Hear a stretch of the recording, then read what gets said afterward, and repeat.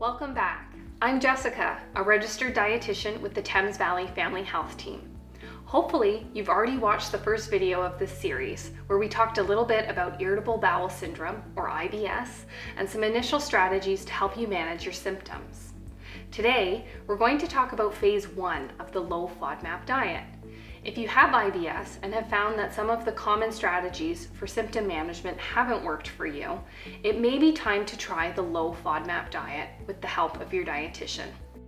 FODMAP stands for fermentable, oligosaccharides, disaccharides, monosaccharides, and polyols.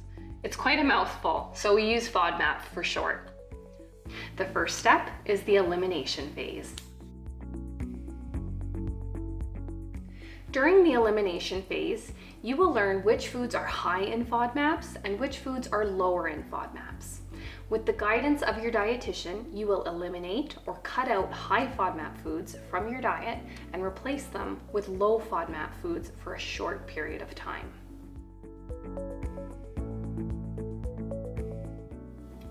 It's different from person to person, but usually the elimination phase lasts about 2 to 6 weeks.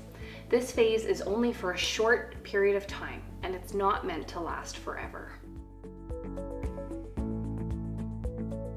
Remember, FODMAPs are different types of carbohydrate-containing foods that can be found in anything from fruits and vegetables to dairy and wheat products. Some of the foods you eat right now probably contain FODMAPs. For a short period of time, you will switch out these foods for other ones that are low in FODMAPs. Certain fruits like apples, cherries, peaches, plums, and avocados. Certain vegetables like garlic, onions, asparagus, mushrooms, cauliflower, and sweet potatoes. Certain nuts and legumes like almonds, cashews, pistachios, kidney, navy, and baked beans. Dairy products containing lactose like milk, creamy pasta sauces, yogurt, and ice cream. Wheat products like bread, crackers, pasta, cereals, and naan. Sweeteners like honey, high fructose corn syrup, which is often found in candy and pop, and sugar alcohols like xylitol and sorbitol, which are often found in chewing gum and sugar-free candy. Don't worry, there are still lots of foods that you can eat. Some of the foods you might eat instead are blueberries, oranges, and bananas, cucumbers, lettuce, and tomatoes, quinoa, rice, and oatmeal, fish and meats that aren't breaded, lactose-free dairy products, small amounts of lentils, chickpeas, and peanut butter. These are only a few examples of low FODMAP foods. Your dietitian will help you learn about all of the low FODMAP foods to eat while you're avoiding high FODMAP foods. The Niagara Health System has created a helpful guide about the low FODMAP diet, which is available for free on their website. Monash University has also created an app to help you stick to low FODMAP eating. Using a traffic light system, foods are categorized into low, moderate, and high FODMAPs to help you know which ones you can eat and how much of these foods you can eat at a time. The app also has low FODMAP recipes that you can try.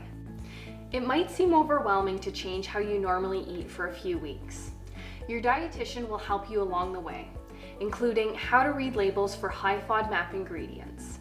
Most people with IBS feel it's worth the effort when they start to experience improvements in their symptoms.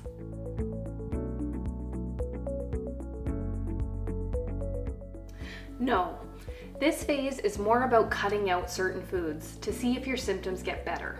Ask your dietitian about local stores that may carry low FODMAP products. With some thought and planning, you and your dietitian can come up with a plan for low FODMAP eating that works for you. About 75% of people notice a decrease in their IBS symptoms during the elimination phase. Not everyone finds that cutting out FODMAP foods helps, but there's a very good chance that your symptoms will get better. It's worth a try.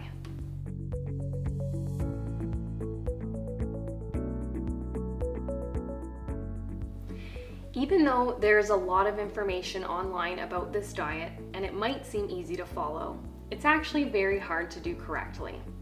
Cutting out certain foods might be easy, but it's important that you still get all the vitamins and minerals your body needs while you're on the low FODMAP diet.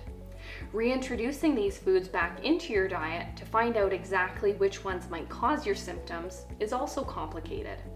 A dietitian who's trained and experienced should be helping you follow this diet, and it's not recommended that you try it on your own. Thanks again for joining me today. Keep watching to learn more about phase 2 and 3 of the low FODMAP diet. I hope to see you soon.